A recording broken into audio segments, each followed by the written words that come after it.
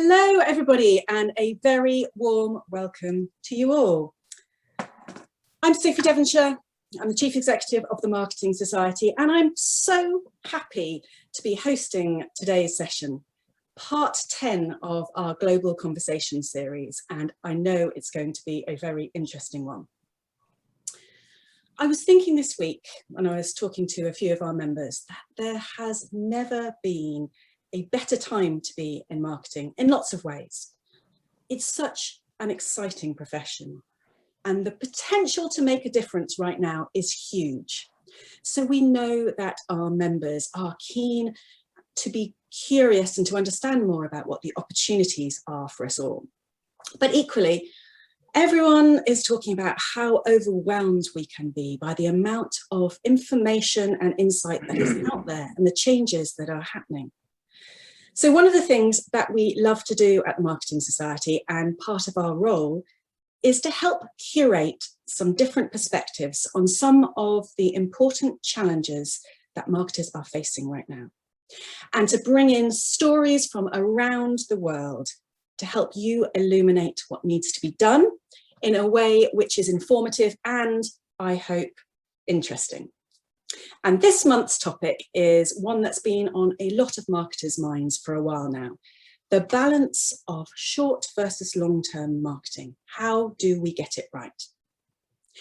Great marketers build businesses, build brands, and drive change. And sometimes they do this fast, and sometimes it's something that happens over a longer period of time. And for the last few years, there has been almost a battle going on around this idea of marketing for more immediate results, often focused on performance marketing, known as short-term marketing, versus the focus on long-term strategic marketing plans, often referred to as brand building marketing. I think most marketing leaders are aware of a need to play a dual role in the organizations that they're in, positioning themselves as growth drivers to help hit targets, and as legacy engineers to build the long-term value of the brands that they are in charge of. And today's topic is one that addresses exactly that. How do we get that balance right? I know it's one that's going to be popular and also controversial, and that you'll all have some points of view as well and some stories to share. So please, I would love to invite everybody listening to not just sit back and listen, but to add your comments in chat as we go, and get ready to ask questions at the end of this session to get involved, because I'm sure you will have some extra perspectives to share as well. So get involved, get interactive, come on the Q&A and add your questions, come on the chat and come and say hello. I can see there's a couple of people already saying hello, so it's great to hear from you all. And let's start today then with a very quick poll to ask the audience a simple question. As a marketer, have you personally become more focused on the long or the short term over the last year or so? Are you equally balanced? Is there a difference? Or interesting to see the results coming in there. Oh, neck and neck. So at the moment, we are looking as if short term just pips it. So only 18% have become more focused on the long term. I mean, obviously not a completely representative sample for us, but interesting to know how you're looking at the balance and how you get it right. And today we're going to be talking to 4 practitioners from around the world to get their perspectives on how they've battled with getting the balance right and what we should be doing as marketers today. I'm going to introduce them all to you now. Xiaowei Liu, who is the Regional Vice President of External Relations at Shell. Hi, Xiaowei. Hi, everyone. Good morning, good afternoon, good evening, depending where you are. Brilliant to see you, Xiaowei. And thank you so much for joining us on today, which I know is a public holiday in Singapore. It's Vesak Day, Buddhist holiday. So thank you for spending part of your day off with us. My pleasure. It's brilliant to have you there. And I know Xiaowei, in her 26 years with Shell, she's led ER functions of various sizes at country, regional and global business level. And it's interesting to note that her name literally means a small guard. And her previous global EVP used to say she was the small guard for the brand and reputation in Asia. Great to have you with us. Thank you. Joining us from the UK today is Tom Roach, who is the VP of Brand Planning at Jellyfish. Tom has 2 decades of experience in some of the world's best communications agencies and is one of the most awarded advertising strategists in the world. Multiple Gold IPA Effectiveness Awards, 2 Grand Prix at the Marketing Society Awards for Excellence, very, very importantly. Welcome, Tom. Hello, welcome to everybody. It's great to be here. Thanks, Sophie. I very rarely get to tell people about my two Grand Prix at the Marketing Society, for which I'm very, very proud. So it's nice to hear that. So thank you. Brilliant to have you with us. And we should reference as well, I'm sure we'll get onto it, a great piece that Tom wrote recently about the wrong and the short of it, which will add to your inspiration and stimulation around this topic. I'd now like to welcome Adriana Rizzo, who is the VP of Growth Marketing at Discovery Plus. Hi, Adriana. Hello, hi everybody. Wonderful to be here.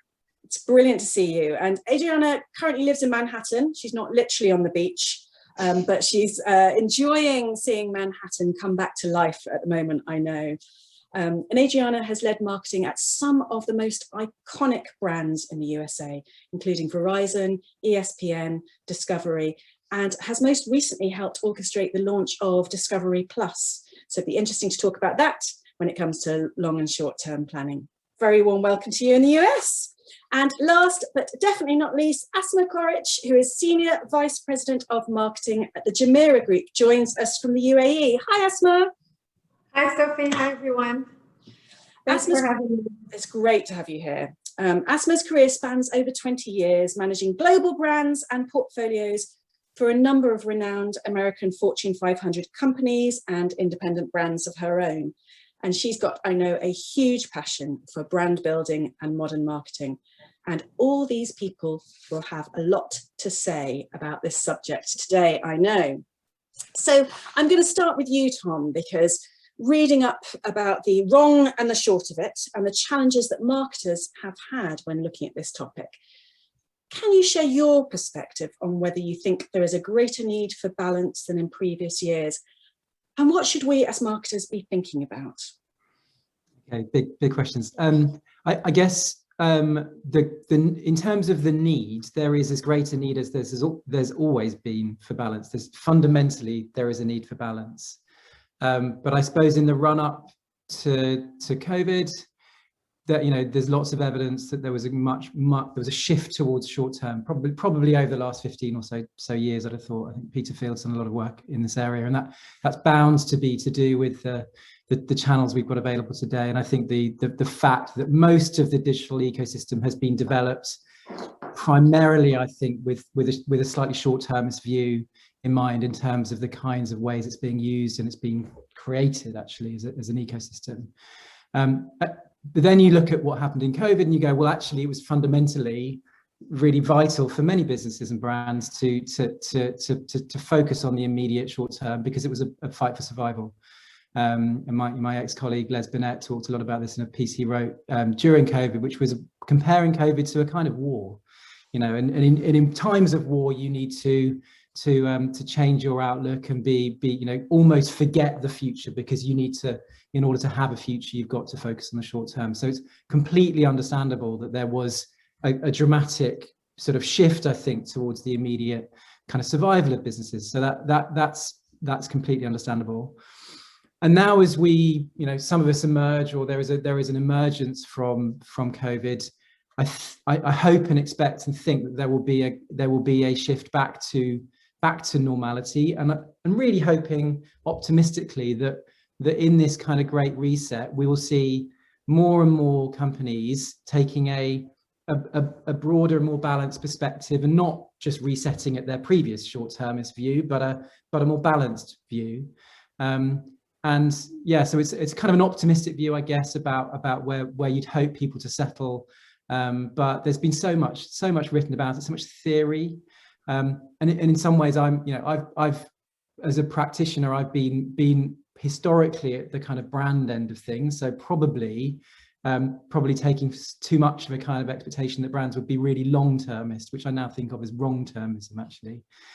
So I think hopefully where I am now at Jellyfish, which is a kind of, awful phrase, but full funnel marketing organization, we're going to be looking at the practice of how you deliver both in a real and practical way in using all the kinds of channels we have available to us today, which I think are, I think there is probably loads and loads of brand building going on in the digital ecosystem. It's just not being measured so well, and it perhaps isn't such an active choice by many marketers. I think there's lots of it going on that is going unnoticed, and we need to learn more about how to do it in an intentional way, I think.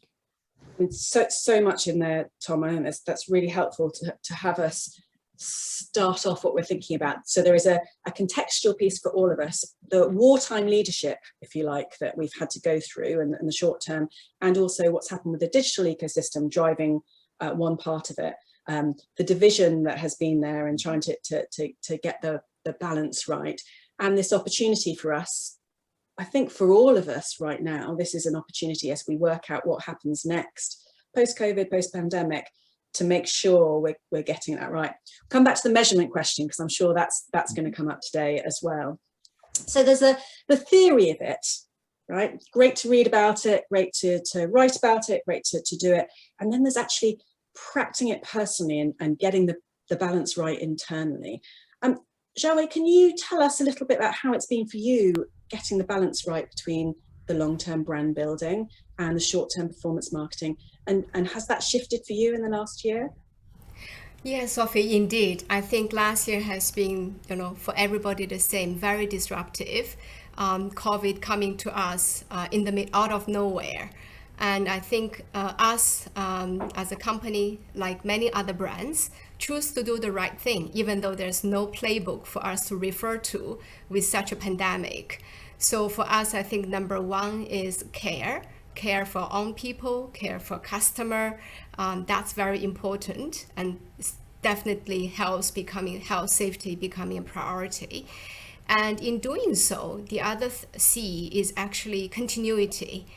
Keep the business going, keep delivering for the customer, and we are part of the essential services to keep the lights on. That's the sort of motivation for an energy company like us.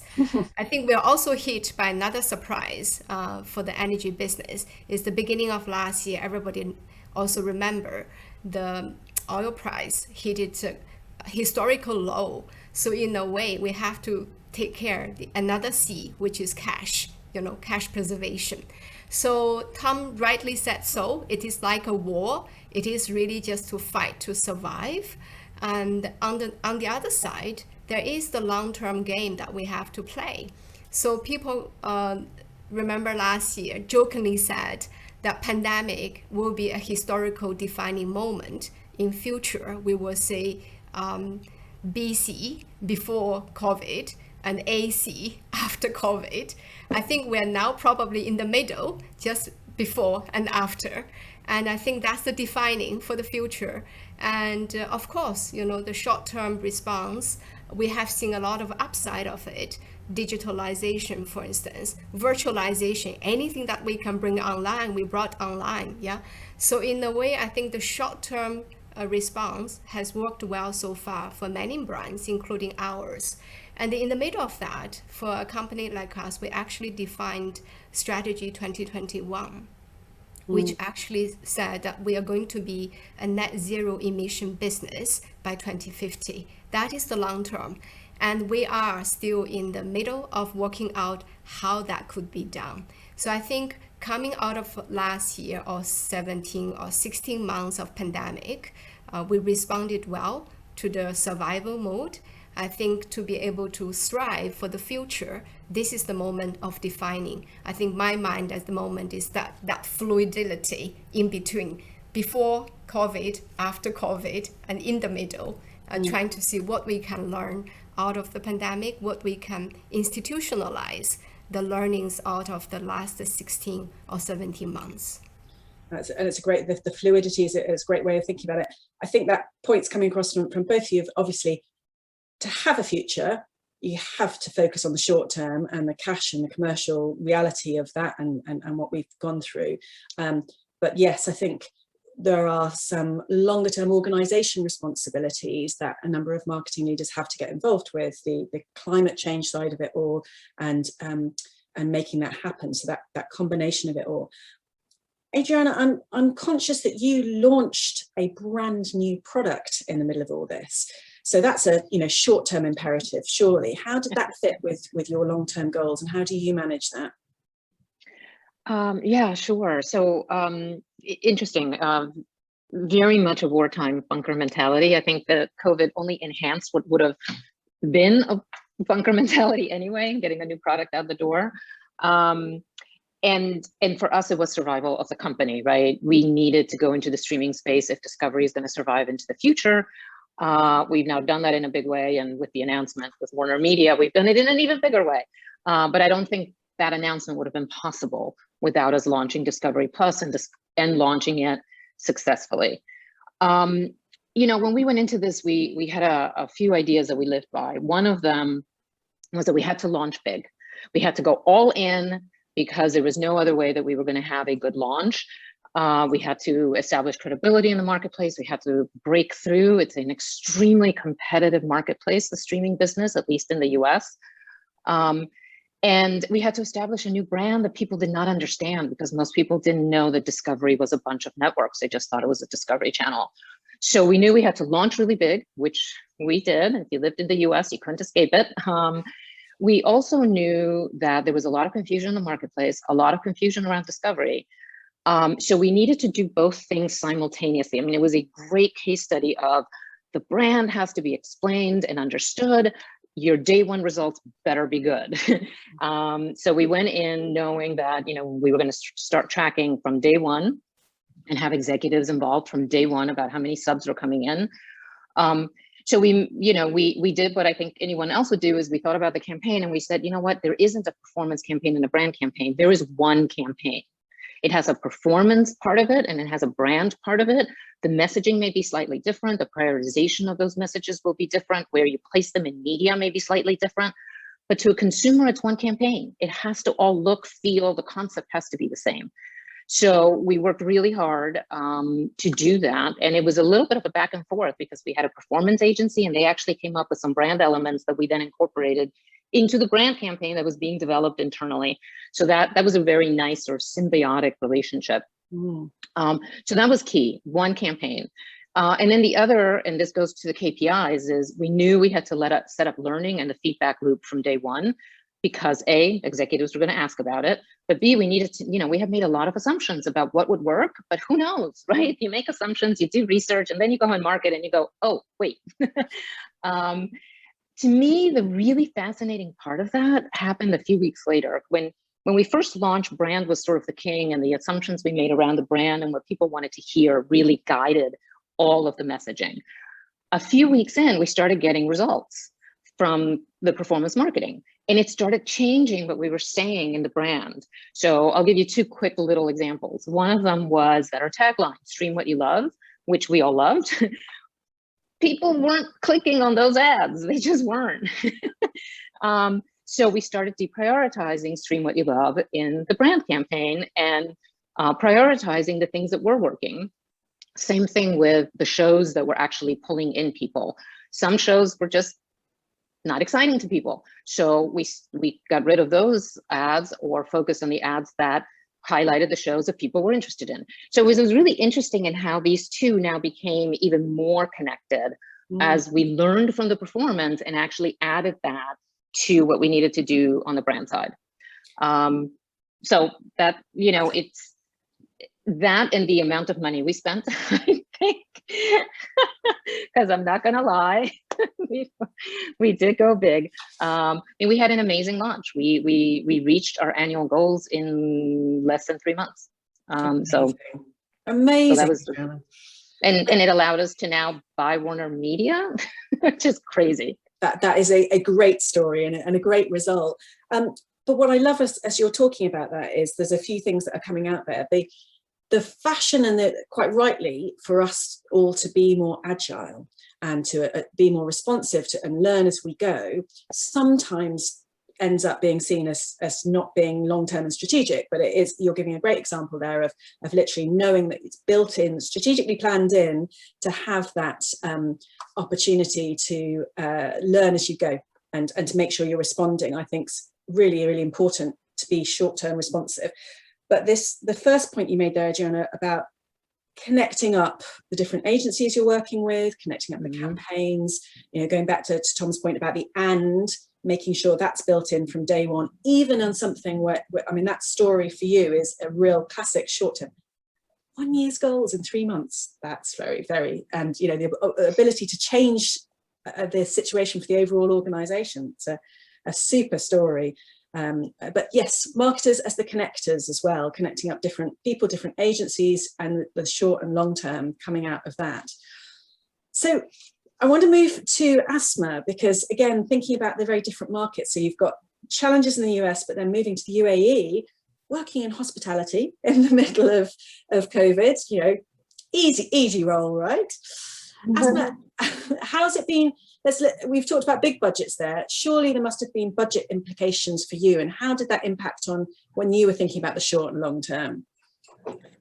Absolutely not easy. So basically, when I came into the role and I joined the company in the middle of the pandemic, which is not the best time to lead marketing for a hospitality chain, obviously my team has been cut, my budget has been cut. The team was 70% cut, and the budget, I believe, almost entirely cut. So it wasn't easy. And then you learn the concept of how you work with the minimum resources, literally from a human resource perspective and a budgetary perspective. So, but surprisingly, two things happened. So one, obviously, because we had so little to spend, we needed to really find and we needed to immediately show the results on the business, because if you have so little, you need to make sure that you spend the money and the dollar returns immediately on your spend. So, but the good thing about this is that it kind of forced us to the desperate nature of the business at that point in time. It forced us to try things that we were always saying no to. So new platforms, new activations, and we're like, oh no, we're not going to do this, we're going to do that. So then when you don't have as much, and then you see people engaging with certain platforms, you kind of force yourself, let me put some money in here. So there was a lot of experimentation on nascent or a new kind of either a platform or a new kind of creative. There was a lot of experimentation. So I think smaller budget, and everybody who has managed a business that is small would know that creativity and innovation is born at the time of crisis, when people cannot go and default back to the comfort zones of the big spend and the classical way of either creating collateral or spending media money. So that happened. It forced us to be a little bit more innovative and a little bit more experimental. And then in parallel with that, certain things that we've always wanted to work on or to push, such as, I wouldn't call it digital transformation because it's such a broad thing. But I mean, for example, for me, the whole data consolidation, the whole data lake optimization, personalization of services, with people becoming a little bit more skeptical about things and looking after themselves a little bit more, you are forced to dig into the emotions more, and you can only action certain things through data. These type of projects are mammoths, and they require a lot of money. And for years, they are deprioritized year after year after year. So I kind of used the crisis and the pandemic to say, guys, if we're not going to invest in this now, we're kind of toast, and we're not doing anything in the future. Everybody is ahead of us. So I managed to work with very small budget, but I also managed to secure very big budgets for the future, which is perfect for the conversation we're having today. So how do you deliver immediate results by trying new things for the immediate future? And how do you also prove the point for the future, so you can build a brand and have some foundational work in preparation for when the travel industry and the hospitality industry comes back to semi-normal, because we all know we're never going to be the same kind of normal as before. So it is possible, and I've experienced it.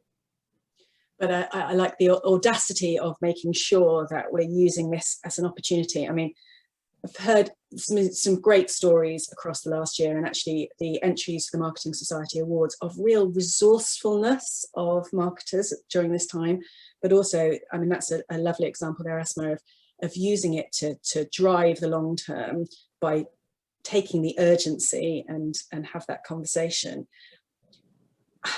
There's a little bit of uncertainty for everybody now, because we don't quite know what's next. What there is going to be no new normal. Things are going to change, but some things stay the same. I think that there are, obviously, I mean, in the UK, Tom, for you and I looking at what's happening here, there are the signs of some unlocking. Are there therefore going to be some more opportunities for us in that post-COVID world? And what do you think marketers should be thinking about when they're now working out what their plans are moving forward with that still uncertainty there? Yeah, I mean, obviously coming from a kind of UK perspective where things are, you know, for many people looking okay, you know, with the vaccine rollout is helping enormously. I'm deeply aware that in other parts of the world that's not the case. US is obviously, you know, having its own successes as well in that regard. So I think it's a hard question. I mean, personally, I'm really optimistic about where things are going and the way things are going, and that comes from particularly a personal perspective of mine, because I've recently moved jobs, gone into a new world that is thriving and is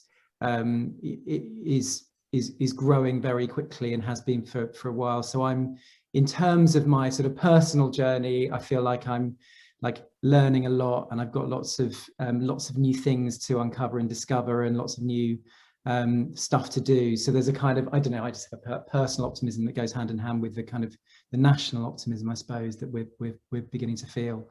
The marketing world, or the agency world, I think is changing very rapidly, and COVID was a big moment in the kind of marketing services world. You know, lots of big companies that maybe hadn't been growing have started to, you know, that has been very tough for them. Many thousands of people have had to find themselves new lives, new work, and that, in a way, there's been some positives from that. There's lots of new interesting companies being formed, lots of new agencies establishing themselves, lots of new models and new ways of doing things. So there's been a kind of creative destruction, I think, that's leading to sort of new shoots and people doing things in new ways that is quite exciting. And I think when you translate the opportunities for new agencies and new kinds of marketing services companies, that, you know, they're obviously responding to the needs of marketing companies and brands who are now going to be even more experimenting with new models and accelerating the kinds of changes that were underway pre-COVID as well. So I think there's COVID accelerated lots of trends, and I think lots of the existing trends in the sort of marketing services world will continue, and that will mean, I think, you know, particularly around digital transformation and some of the more established brands that maybe had only been kind of dipping their toes into that big topic, will be accelerating their progress in that area. And of course, big brands and marketing companies that were well advanced will be looking to do all sorts of new and extraordinary and innovative things as well, which is also very exciting. So I think there's kind of a range of, I'm broadly optimistic about all sorts of things, but I think on a personal and a kind of advertising and marketing and business perspective, I think there's lots of exciting green shoots coming. So the technology change that's been driven, the rapid acceleration there, the agency and creative change and shift, again, opportunities for people to take advantage of that and seize this moment, if you like, and bring it together. There's still this sort of balance, I think, for marketers, though, to balance that responsibility for results and grabbing it and in the short term, and just that sense of the long-term brand and business legacy, getting that right and being conscious of the responsibility of that. Xiaowei, is there anything you've been looking at that's helped you think about how to get that balance right? Yeah, indeed. I think Tom alluded to it about the opportunities for the future. Actually, challenges are opportunities. One thing that's coming out of last year, when the whole world is posed, interesting enough, it became a global headline that most polluted cities in Asia becoming clearer. Why is that? Because we stop moving and pollution is not coming out of cars and all that. And one of the things accelerated in the last 18 months definitely is the urgency to address climate change. And under that big context, as an energy company, we are on the supply side, right? Try to supply the world with more and cleaner energy solutions. So the commitment to become net zero energy business by 2050 is a big one. And that is the brand purpose now. How do we translate that into reality? And that have huge implication for customers in future or now, because our customers are also pledging to become carbon neutral. For instance, the Googles, the Twitters, all of them saying that they will use only clean energy supply source for their big data center, for instance. So I think this is now, it's not just about, knowing it out and just supply your normal products or solutions to your customer. For the future, everyone needs to be decarbonized on the supply side, on the demand side from the customer. That really means, a very different business model. That means you probably need to collaborate more, partnership more, and co-creating more with your customer, particularly big customer. And on the other side, we do also have B2C, right? And that means, your customer-facing business, mobility, and everything. Everybody will be required different things on the go. So what that look like? So I think those are the big questions as we're moving towards, a carbon neutral future.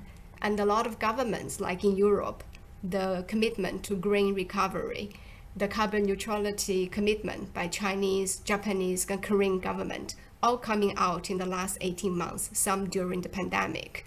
So that is a big sea change, a landscape change for energy company like us. As I said, we are on the supply side, that we have also to work on the demand side. That means, we and the customer have to work together to find the best way to decarbonize. Very, very, very challenging to have broader stakeholders and actually broader pressures coming to play in lots of different industries at the moment. Indeed. The marketer, customer focus, but also making sure that you navigate around that. I want to ask all of you, and actually I'd love to ask the audience as well if they have any great tips on this. I'm interested in some practical, tangible things that you can do on a week-by-week basis. I'm thinking about, I remember Jack Welch from GE talking about the short and the long term and saying every leader has got to, walk and chew gum at the same time. We're constantly trying to get those balances right. And I know one CMO whose basic habit is to make sure every project or task that they write down, they write in a different color according to whether they think it's going to build the long term or address the short term, because they want to make sure they're getting that balance right. Have any of you or anybody from the audience, does anybody else know other people who are building in habits or disciplines or ways in which to make sure that the balance is constantly thought about? Just wondering if there's any. Adriana, how have you dealt with that? Yeah, so what we're doing is we have a weekly meeting where we review, the senior team reviews all our KPIs. And the KPIs are both brand related KPIs and performance KPIs. So we don't just review one or the other. Obviously, everyone then goes off and does whatever they're responsible for, but it is an equal emphasis on the two and an ability to recalibrate if we're noticing a problem somewhere, either to identify why, for example, if awareness is going down, why is that happening? What do we do? And then as a team decide, oh, if that's the problem, then here's, maybe we put less money in performance, more money in, et cetera, right? There's a million different ways to do it.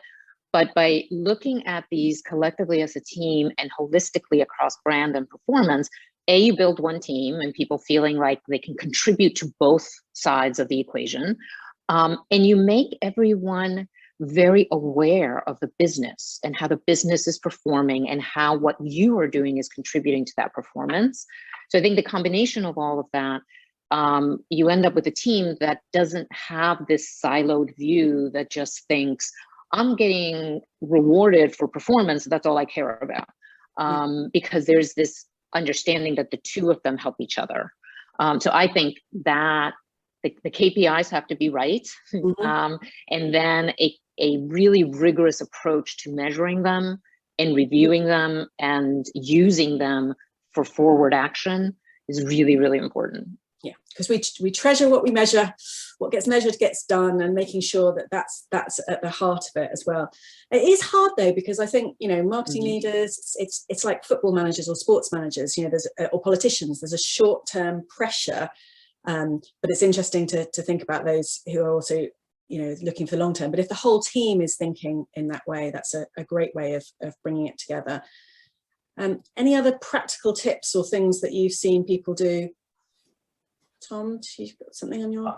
I think, I mean, I'm kind of focused on campaigns and ideas really, and I think that they're probably the answer to what separate and divided teams of brand people and performance people can get behind and work together on. And it sounds like Adriana's discovery experience is exactly that, where you kind of ignore these boundaries, these false boundaries, and you try and ignore the titles that people have, and you get behind briefs with multiple objectives and campaign ideas that can do both. Because I think it's really important to remember that the very best long-term campaigns and ideas also work very, very well in the short term. And in a way, the words long-term, the word long-term and short-term are kind of misleading. What we mean, I think, is things that can work immediately and in a longer lasting way. So there's a kind of immediate impact and a longer lasting impact, rather than this short and long term, this kind of false notion that somehow you can do something today and somehow a year later or 6 months later, some sales will miraculously happen. Of course, it doesn't work that way. You need to, all longer term success comes through the short term. So the more we can get together and work together, the better, I think. I think that's a very, very helpful framing. Go on, Adriana. Sorry, Sophie. I just wanted to say, I think that you're seeing that people who were very short-term focused, like a lot of the D2C companies that launched in a few years back, are suddenly going, we've hit a wall. We can't expand beyond this because no one knows who we are. And all the people that love us have already bought us. So how do we get everybody else? And in a discovery, we have a little bit of the same. Like, we had great numbers, but a lot of those great numbers were people who already loved us. Now, much harder to get subscribers, because now we have to convince people who didn't know us or who don't love us that we are worth taking a look at. And so to some degree, the brand becomes, in a bizarre way, even more important, because now you've got to make sure that people find the brand interesting enough to give you a look. And the other thing I wanted to say is to something else, Tom and Sophie, it's not easy, by the way, to get everyone to think about one campaign, because people do want to do what they're rewarded for. So that is a constant sort of rallying people around. And I think that's what the marketing leaders need to do, right? Is rally the entire team around the goals. No, and then that's where you get into the leadership question, which is actually bringing the team together, but also then reframing it and framing it for people, and being audacious about saying we can do it all. It doesn't have to be. We had a session yesterday where we brought together some marketing leaders to talk about creativity with over tea, in fact. And one of the tips from the social element who were there, they were talking about just the basic conversational trick of getting your teams to talk about and rather than but. And of course, that's what we're talking about here. You know, let's be ambitious and brave about saying we can do that. But I think the point you're making, Tom, as well, and Adriana, is it is cumulative. So the more we do, the more we can do. Oh, I'm so selfishly, I have so many questions for you all, but I can see some brilliant questions coming in from the audience. So if it's okay, I'm going to invite a couple of people listening to come and ask their questions. I think there is a wonderful question that's come up for you, Asmaa, from Ivana. Ivana, are you there? Would you like to come and ask Asmaa your question? Let's see. As long as you're not naked and you're okay to come on screen, come show. Hi, Ivana. No, I got dressed especially for you guys. Hi, how are you doing? You had a question for us, or for Asmaa particularly. Yeah, wonderful, Asmaa. Hi. So I'm actually in Aberdeenshire in Scotland. So I've just recently joined the Marketing Society and really enjoying these events. So thank you all so much for contributing, because it's helping with my learning a lot. So thank you. Asmaa, it's over to you. I was just wondering, in terms of like deciding about the budget spend and how much you invested, kind of going like more like down the digital route, because I just think obviously the past year, but actually to all of you as well, in terms of that digital focus, because I think there is obviously still a lot of room as well in space for traditional marketing. It's not one or the other. So that was like one of my questions. And let me just see what else I asked, because I actually can't remember. Hear me just for a second. What else did I say? Yeah, what kind of new things did you try? What spend of your budget is now traditional versus digital, and how are you trying to differentiate yourself from other hotel groups who are in a very similar situation to you? Because it's very, very hard, I think, for the travel industry and the kind of the luxury end of the market in particular as well, I think, at the moment. So thank you. Thank you, Ivana. I think some of it was, it's kind of forced, but it depends how ready you are to implement it. So the safety measures and people being skeptical about touching things and being physical forced us to go to digitize a lot of services inside the hotel. So we had to put QR codes everywhere, to put our menus, touchless everything, basically. We've accelerated chat functions. We've accelerated chat functions for concierge and butlers, in order for people not to go and speak to an individual, but rather to chat with them. That's from a hotel physical perspective. We have also accelerated some of the innovative approaches to things, like how do we have contactless check-ins, for example. We've been working on that, where people don't queue, and is there a way? So we've had these things in the pipeline for years. But then COVID comes and forces you, because people all of a sudden are not comfortable to have these, close conversations with someone, a physical person, especially in the middle of the pandemic, when it was at the peak. In parallel with this, from a media spend perspective, we really had to start throwing money and seeing what happens. So there was a lot of experimentation, and we started also looking at, because people moved so much online, because everybody was like kind of stuck at home. We obviously, I stopped personally all outdoors, and because even what happened in the hospitality, the corridors were opening and closing unexpectedly. So you cannot do classical marketing. It's not as agile as online.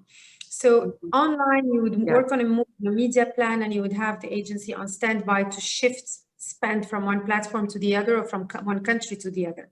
But if you go and you produce collateral and you put it on there, or either radio or outdoors, or it takes too much time, it's costly, and then you might not even be able to action it or to get the benefits from it. So it was all about trying new TikTok. Let's give it a chance. Before, nobody really cared. Let's work on TikTok a bit more. Let's learn a little bit more. And then you throw some money in here and there. And then you try to push the agency to release also reports, so you can optimize your media spend as you go. So I hope it's like comprehensive. There is a lot of aspects that we had to. Is there any new platforms that you've tried then in particular? Would you have tried some of the, maybe kind of more younger platforms or anything like that? Is that where your audience is, or not really, or? Yeah, of course. I mean, we definitely tried. I mean, we're currently in the phase of like activating TikTok a little bit more. But remember, I mean, media is. I am in the luxury space, and luxury per country. I mean, the countries are not the same. So a German luxury seeker is not exactly the same as a UK one. Saudi Arabia is extremely switched on, digitized.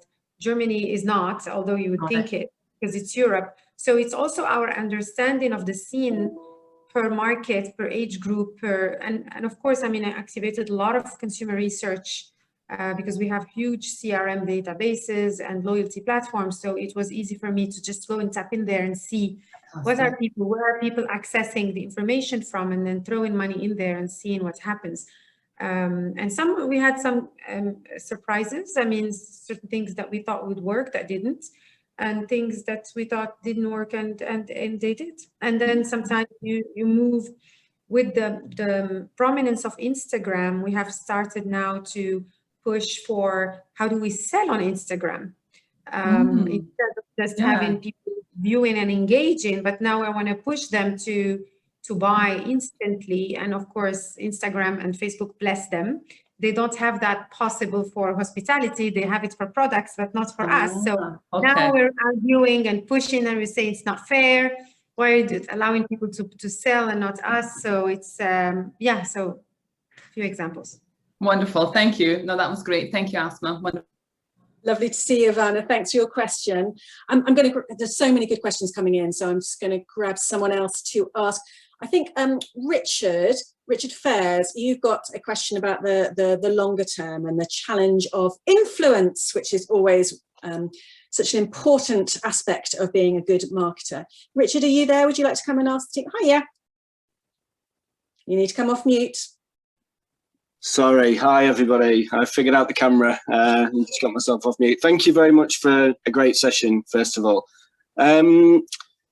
There's been some really good kind of, I guess, models and ways of working that have been talked about how you can measure and use long-term and short-term alongside each other. I guess kind of going a step back, are there any tips about how you can convince senior leaders about the value and the need to invest in long-term, particularly given that long-term brand building stuff is, first of all, long-term in nature, but also a bit less measurable than digital. So yeah, how can you convince senior management to invest in that, particularly for businesses that might be looking at, the end of the financial year and what returns they can give to shareholders. So their focus might be, this year rather than 2-3 years down the line.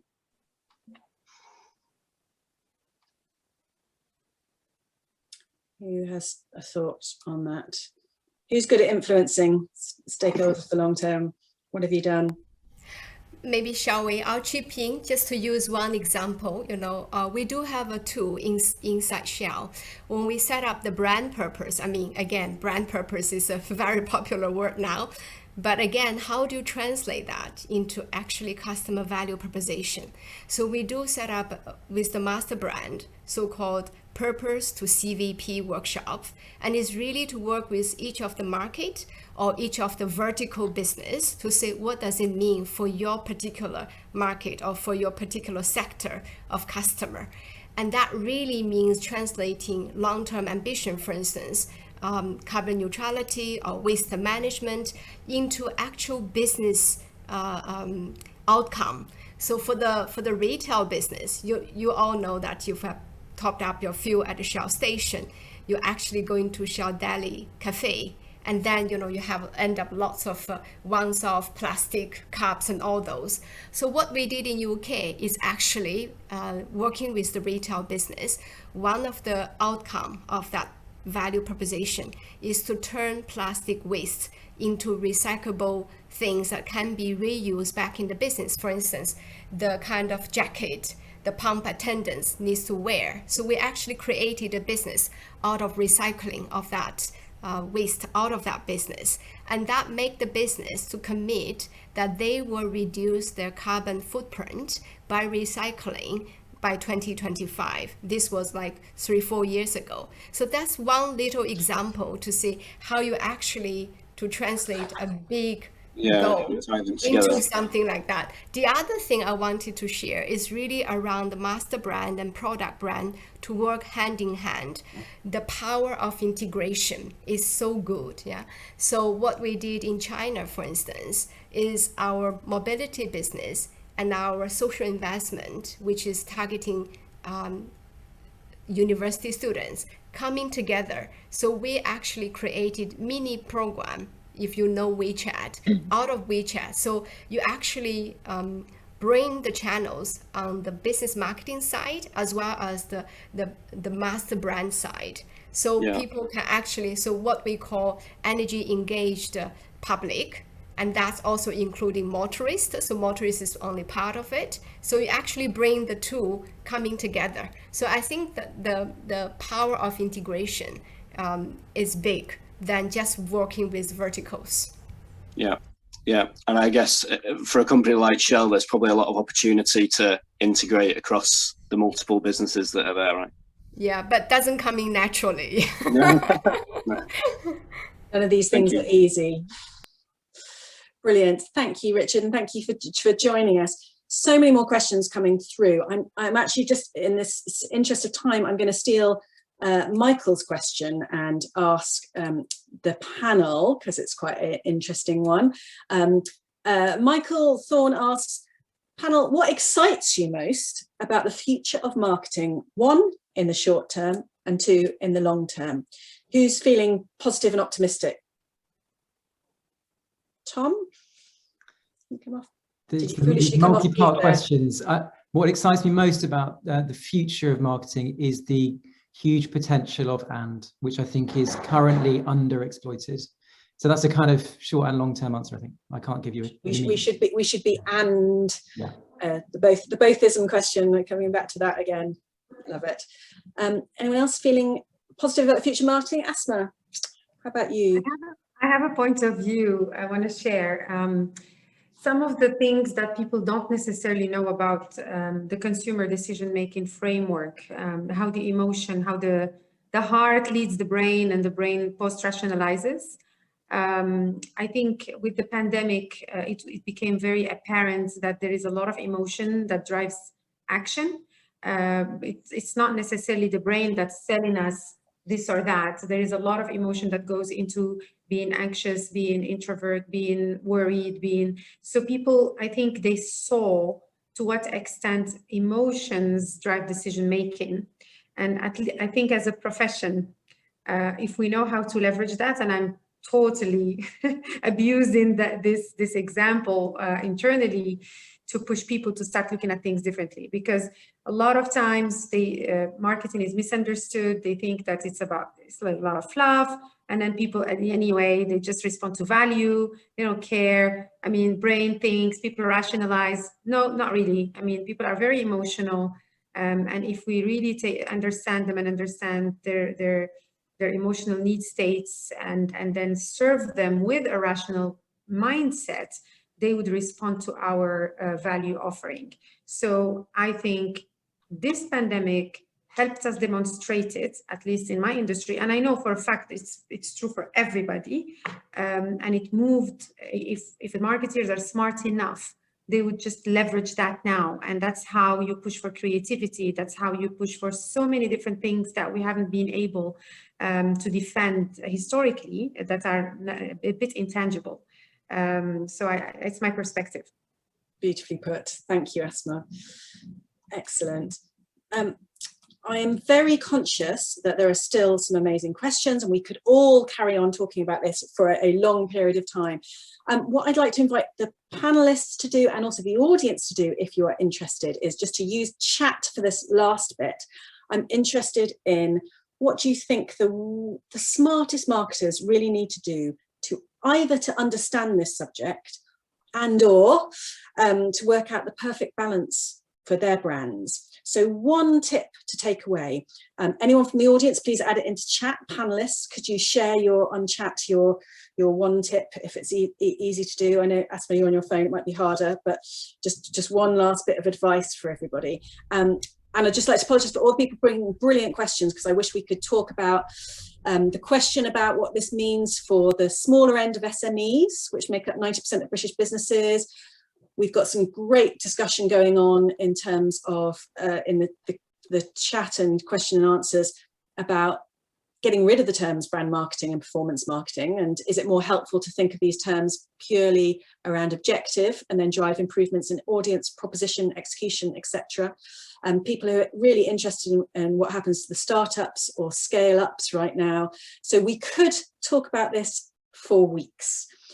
If anybody would like to carry on the discussion, please do come and join us on the Marketing Society Coffee House, add your comments there. And thank you for everybody for putting your comments in as we go. We're going to pull together some of these great tips If you want to go fast, go alone. If you want to go far, go together. Thank you, Ivana. A message for everybody in the society, a core belief of us. I'm going to start to summarise some of the things we've talked about today, and there's so much talked about. Amazing panelists. Honestly, each of you have your own stories and so eloquent. So thank you so much, Adriana, Tom, Asmaa, and Xiaowei. We've just had so much from each of you in different perspectives. We've talked about being the connectors, joining up what's happening in the teams, joining up what's happening with the long and the short term, being audacious about focusing on and thinking about our responsibility when it comes to both the cash and the climate and the bigger context, being incredibly creative and taking the opportunity and the resourcefulness that we faced, reframing how we're talking about it, influencing people and making things happen that are incredibly positive, both a year's results in 3 months, but also shaping and changing the way in which both our customers and our stakeholders see things. Some amazing perspectives today, so a huge thank you to everybody.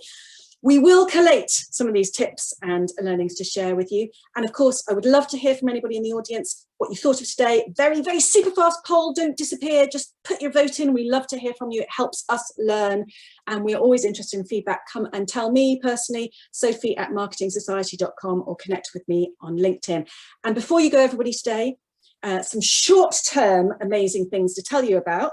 I am absolutely delighted to say we have just confirmed our first UK physical event, face-to-face event for those of you in the UK in well over a year. Please come and join us to celebrate marketing excellence and the Marketing Society Awards. It's on the 7th of July and there's more information to come, but please join us for some feel-good fun and to celebrate people doing well. Also, we are taking some people on a different adventure for the 2021 Sprintathon, an amazing initiative in partnership with Cancer Research's UK Stand Up to Cancer campaign. So UK audience, please bring together your teams for this and sign up for the Sprintathon. Keep looking out for all our events and follow us on LinkedIn and Twitter. Make sure our emails are getting through to you. If they're not, please holler and shout, because there are so many good things coming up in the short term, which will build hopefully long-term brilliance for us all as marketers. So thank you everybody for joining today. It's been fantastic to have you all here. Thank you so much, Tom, Xiaowei, Adriana and Asmaa. You've been fantastic. Thank you everybody for coming. Stay curious, everybody. Stay safe. We'll see you soon. Bye.